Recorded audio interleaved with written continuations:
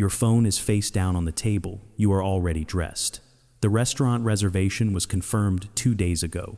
You chose your clothes carefully this morning, something that says effortless but not careless, interested but not desperate. The mirror gave its approval an hour ago. You are ready. You have been ready since noon, when the first flutter of anticipation began somewhere beneath your ribs. A night out, connection, laughter over shared plates, the warmth of being chosen, of having plans, of mattering enough to someone that they carved out hours from their finite week just to sit across from you. And then the vibration, a small earthquake against wood. You know before you look. Something in the pattern of the buzz feels apologetic. You pick up the phone and the words arrange themselves in that familiar formation, the syntax of retreat. Hey, so sorry, but the ellipsis is doing heavy work. It is carrying guilt and explanation and the faint hope that you will understand, that you will not be angry, that this will not be the thing that finally breaks whatever fragile thread connects you. The disappointment arrives first, sharp and clean as a paper cut, then the annoyance slower, spreading like watercolor through cloth. You had showered, you had shaved, you had moved other possibilities aside to make room for this one.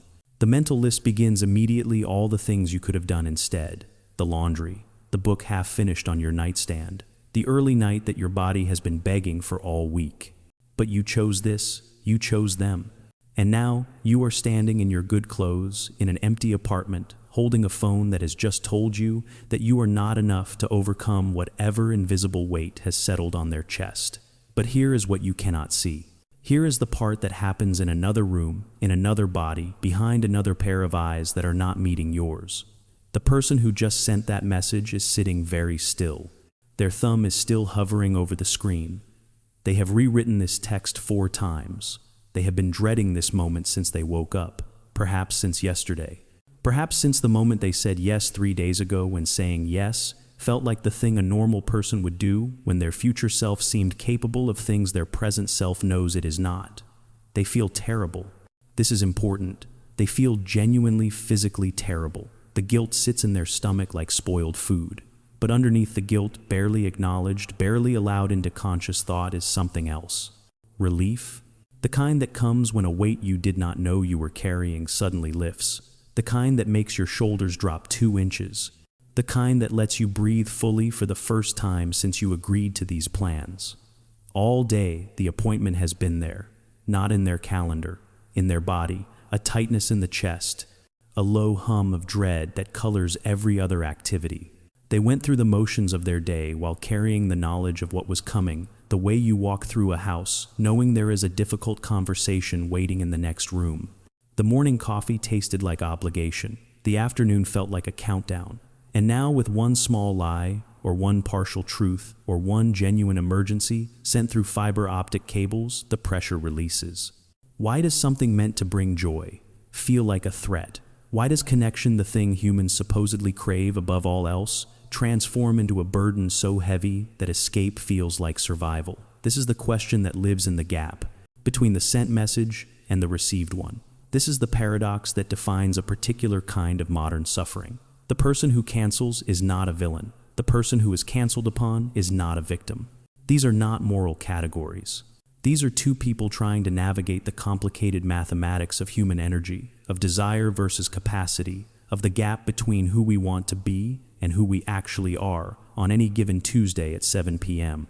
What follows is not an excuse, it is an excavation, a careful unearthing of the invisible architecture that supports this behavior, this pattern, this thing that feels so personal when it happens to you and so inevitable when you do it to someone else.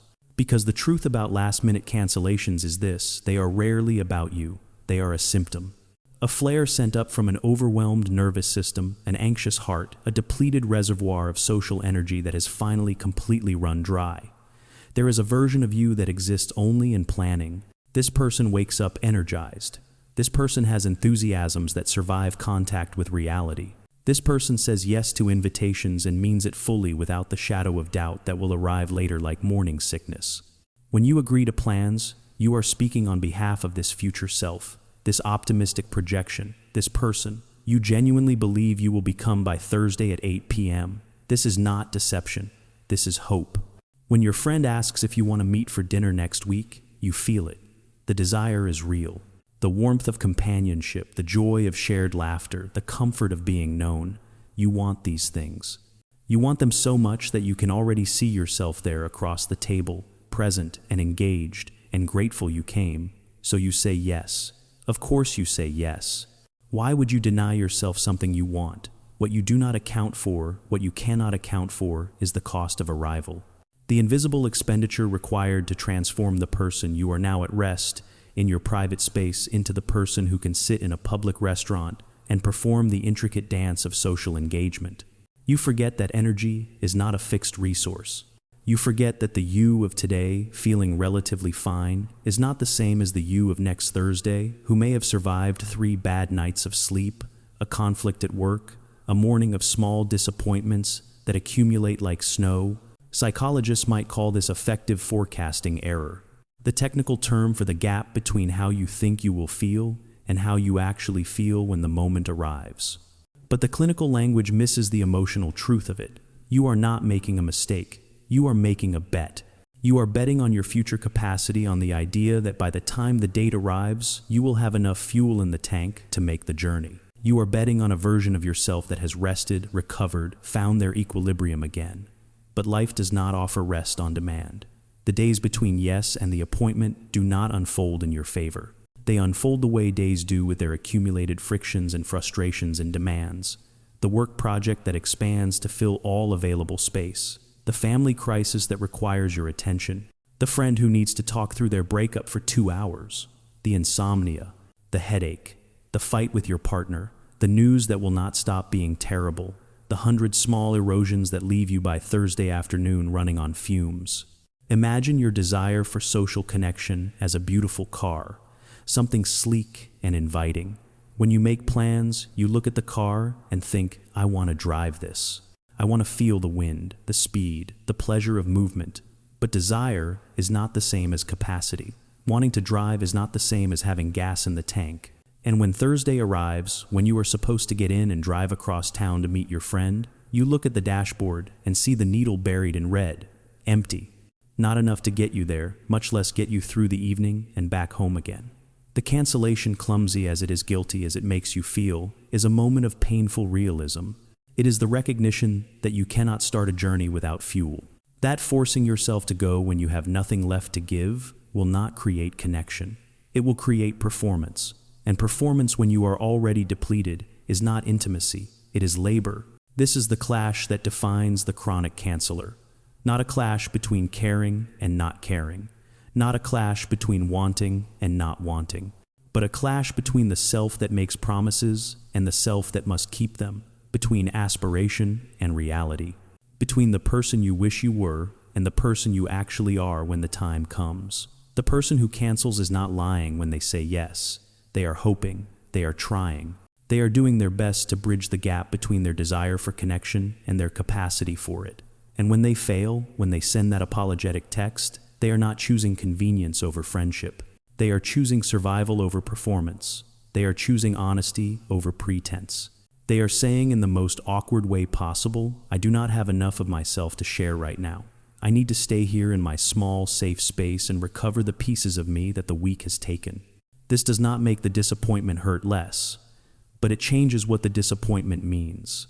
It transforms it from rejection into information, from a statement about your worth into a statement about their capacity. The reasons gather like storm clouds. They do not arrive alone. They do not announce themselves clearly. They accumulate layer upon layer until the weight becomes unbearable, and retreat is the only rational response to an irrational demand your nervous system is making. Consider first the person whose energy moves like water in a vessel with a slow leak. They are not antisocial. They do not hate people. But every interaction, no matter how pleasant, requires a withdrawal from their internal reservoir. For the introvert, for the highly sensitive person whose nervous system registers every tone shift and facial micro-expression, social engagement is not relaxing. It is work. Beautiful work sometimes. Meaningful work often, but work nonetheless. They have spent 8 hours at the office wearing a mask of professional competence. They have smiled through meetings.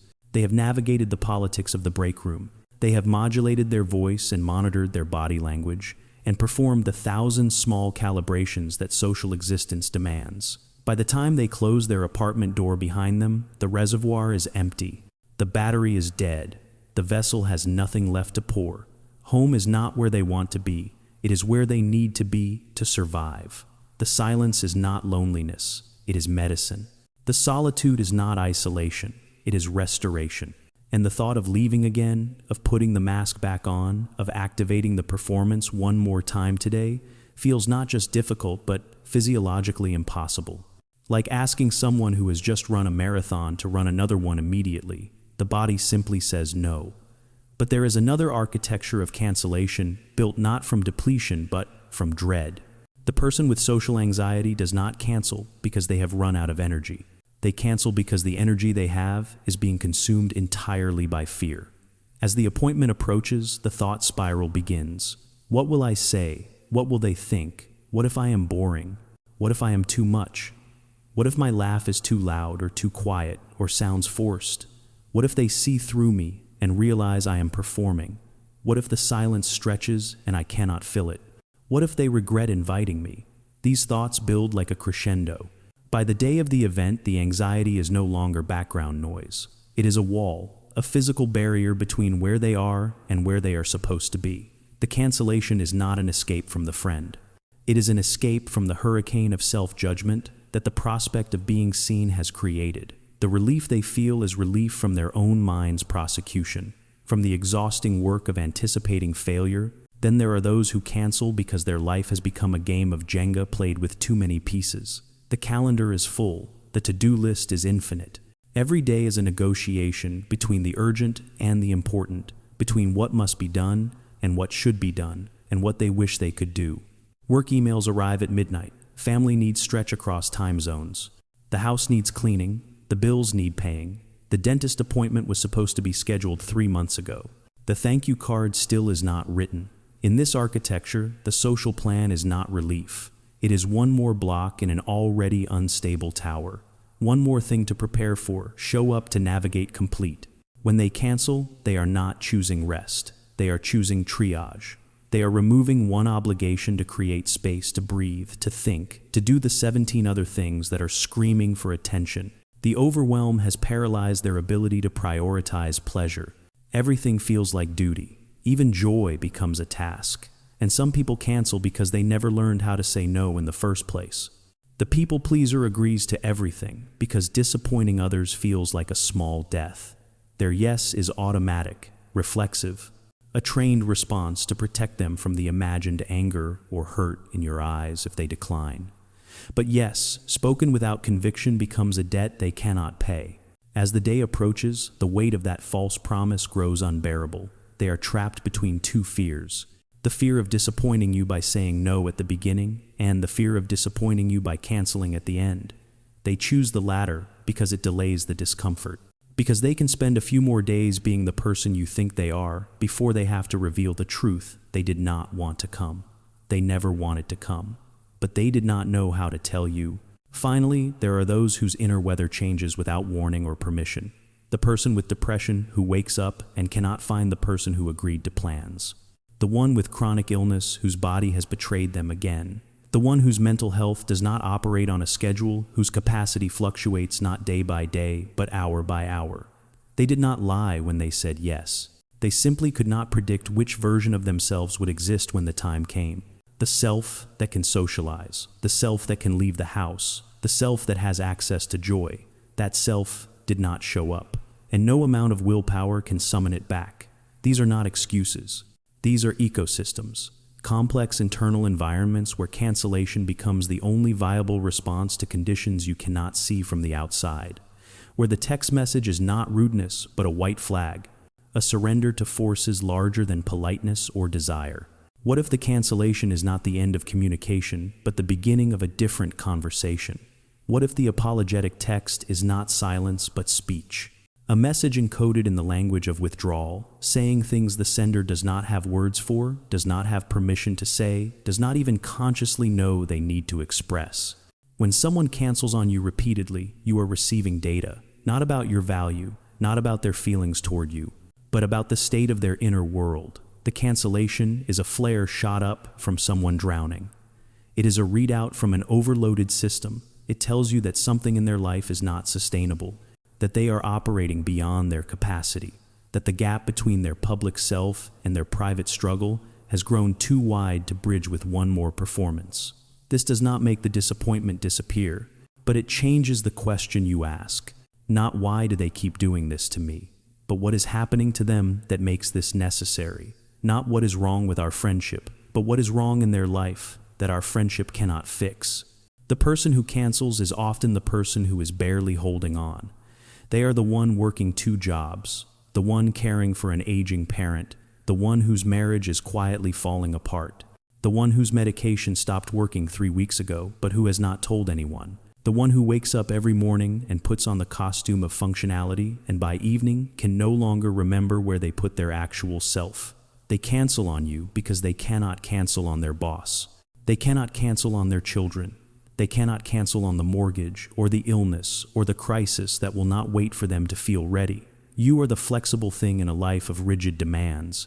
And while this is not fair, while it should not be your burden to carry, it is a kind of compliment, a painful backwards compliment. You are the person they trust not to shatter when they fail you. There is a cruel paradox here. The people we feel safest with are often the people we treat worst, not because we care less, but because we know on some cellular level that they will not abandon us for being human, that they will forgive our failures in a way that the world will not. So we save our last scraps of energy for the world that demands perfection, and we bring our exhausted, guilty, depleted selves home to the people we love. We cancel on them because we cannot afford to cancel on anyone else. This is not how it should be. In a just universe, we would save our best selves for our beloveds. We would give the world our performance and give our friends our truth. But survival does not often allow for justice. And the person who keeps canceling is often just trying to survive the week without breaking completely. So when the text arrives, when the plans dissolve, there is another way to read it. Not as I do not care about you, but as I am not okay. Not as you are not important, but as I cannot be a person right now. Not as rejection, but as confession. As the closest they can come to saying help, without actually saying help, because saying help feels too big, too vulnerable, too much like admitting defeat. This reframing does not solve anything. You are still standing in your good clothes. The restaurant reservation is still wasted. The disappointment is still legitimate, but it creates space for a different response. It allows you to hold 2 truths simultaneously.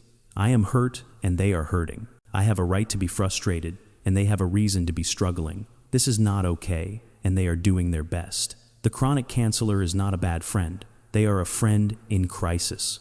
And crisis does not announce itself clearly. It does not arrive with a diagnosis or a visible wound.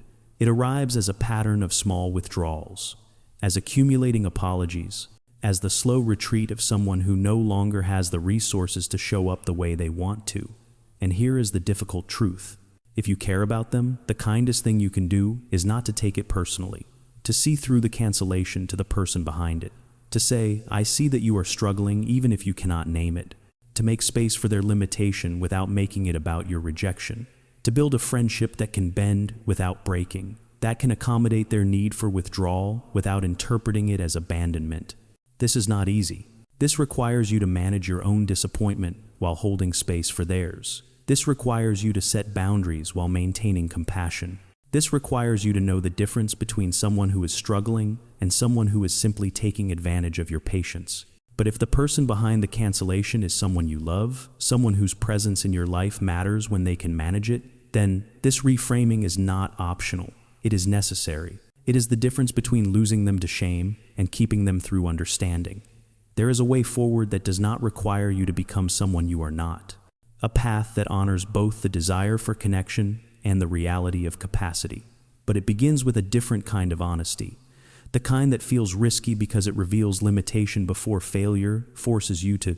If you are the person who cancels, who feels the weight of every yes the moment it leaves your mouth, who spends days dreading what you once agreed to with enthusiasm, there is a small rebellion available to you.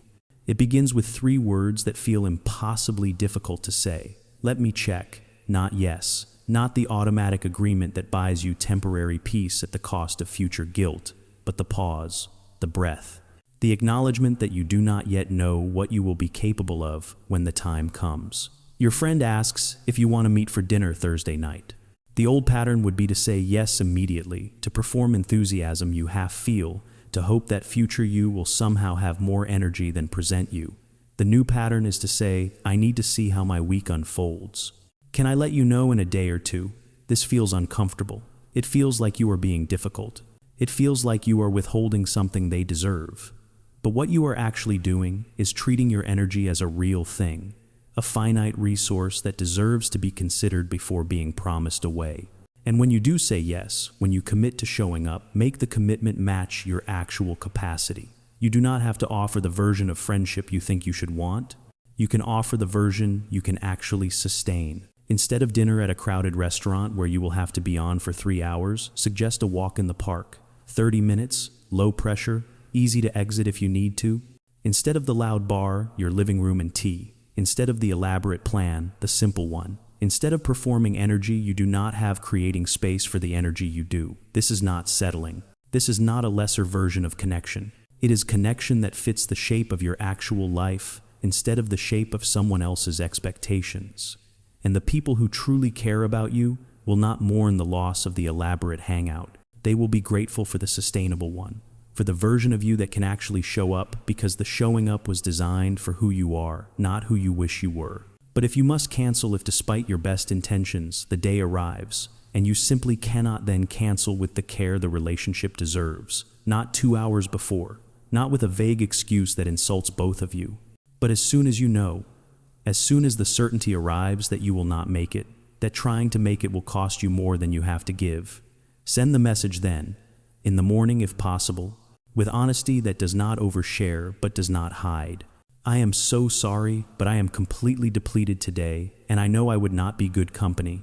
Can we reschedule for next week? And then critically suggest the new plan immediately. Do not make them do the work of maintaining the friendship after you have disappointed them. Show them that the cancellation was about your capacity, not your desire, that you still want them. You just need the wanting to take a different shape right now. And if you are the one receiving these cancellations, if you are tired of getting dressed for plans that evaporate, there is a different kind of power available to you. The power to make honesty safe before it becomes crisis. When you invite someone to something, especially someone you know struggles with, this add one small sentence. And if you are not feeling up to it, just tell me. No pressure. This does not guarantee they will be honest. Years of people-pleasing do not dissolve with one permission slip, but it plants a seed. It says, I will not punish you for your limitation. I would rather know the truth than receive your depleted performance.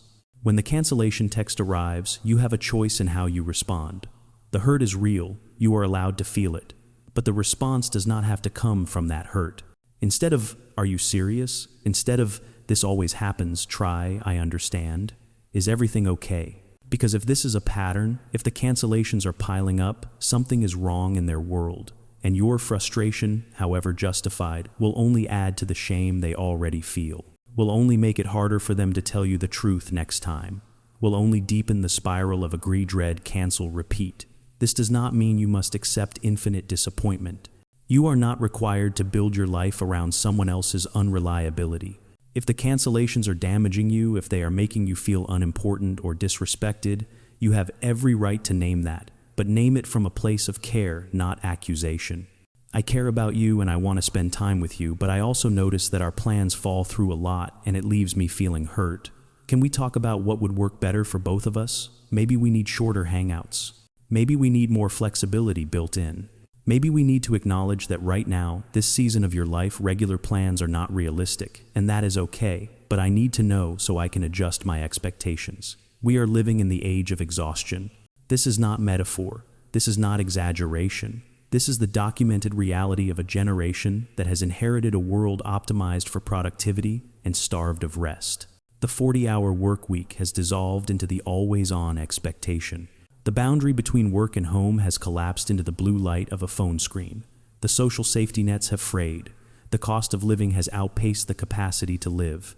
And beneath all of this, the nervous systems of ordinary people are running on fumes, trying to maintain the social rituals of a less depleted era. In this context, insisting on the old rules of social engagement is like insisting that a drowning person maintain perfect swimming form. The form does not matter when you are fighting to keep your head above water. And the person who cancels plans is often fighting exactly that hard just to make it through the week with their sanity intact. This does not mean we abandon all expectation. It does not mean friendships cannot have standards or boundaries. It means we rebuild those standards on a foundation of reality instead of aspiration. We stop asking people to show up in ways they cannot sustain and start creating space for the ways they actually can. We stop measuring connection by the number of plans kept and start measuring it by the quality of understanding maintained. Because here is what the cancellation crisis is really about. It is about the mismatch between the friendship model we inherited and the lives we are actually living. We inherited a model built for a slower world, a world where people lived near each other, where work ended at 5, where energy was less fragmented, less demanded, less commodified. We are trying to run that old software on new hardware and wondering why it keeps crashing. The friendships that survive this era are the ones that learn to bend, the ones that can accommodate the reality of fluctuating capacity without interpreting it as fluctuating care. The ones that understand that sometimes love looks like showing up, and sometimes love looks like being honest about your inability to show up. That both are acts of respect, that both require courage. Think of it this way. A building made of stone is strong because it is rigid, but rigidity, when the ground shifts, becomes fragility.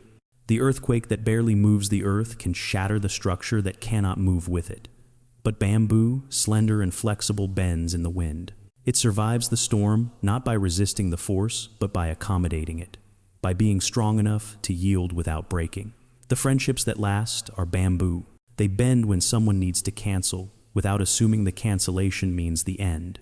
They adjust expectations without adjusting affection. They hold space for the exhausted version, the anxious version, the depleted version, while still treasuring the vibrant version that appears when capacity allows. They do not demand consistency of presence. They offer consistency of acceptance. This is not lowering standards. This is raising them. Because the ultimate standard for a relationship is not, can you show up when everything is fine? It is, can we hold each other when things are not fine?